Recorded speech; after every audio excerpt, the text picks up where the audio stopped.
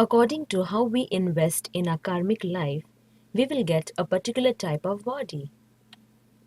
There are millions of species of life. Each one facilitates a particular opportunity to get the reactions of our particular karma. The law of nature is that we become who we associate with.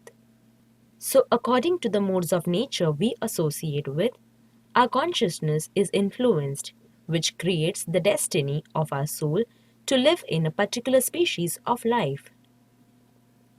After traveling through all those species of life, one is given the great fortune of human existence. It is so rare and a precious opportunity for self realization. In all the lower species, the soul is trapped within the cage of Maya's modes of nature, and there is no way out of that cage.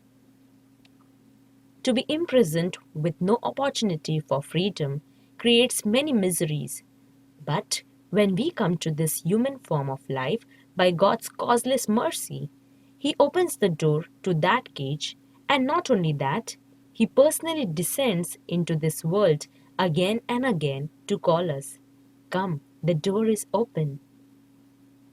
Be free of this material entanglement, which is the cause of repeated birth and death.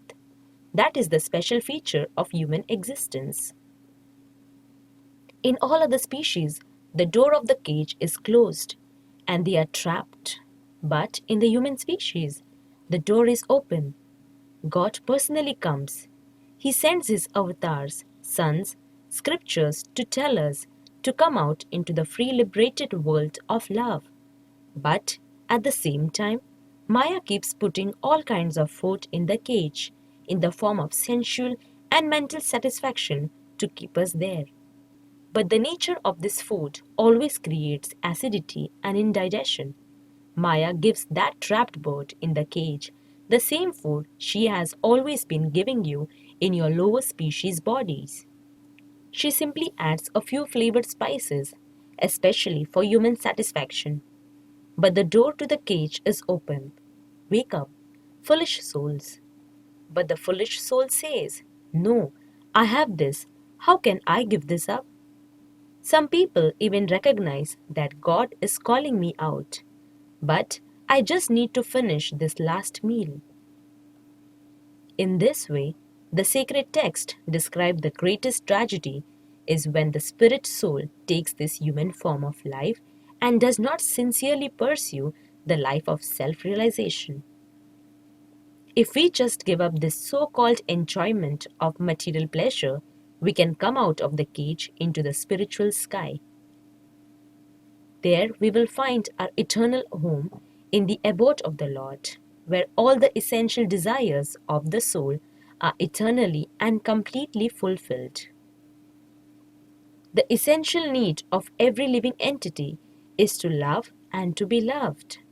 But the love of this world is a source of great disappointment and frustration because all experiences in this world and the objects of this world are temporary.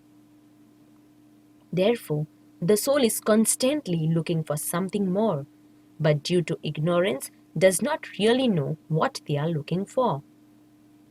Everyone is looking for God. That is the soul's eternal longing, to feel God's unlimited love upon them and to naturally reciprocate and offer our unlimited thirst to love Him.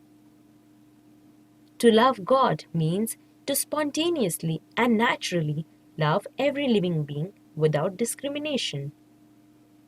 This state of consciousness is the level by which we can achieve real peace. There is no other way because all other ideas of peace and happiness are superficial misconceptions based on ignorance. God has so mercifully appeared in His name, which, when chanted sincerely, cleanses the heart. If you take the pure water that is soul, which has been mixed with the mud, three modes of material nature, which creates dirty water, these dualities and misconceptions and artificial designations, and when you filter it by chanting God's names, you bring it back to its original transparent state. Thank you.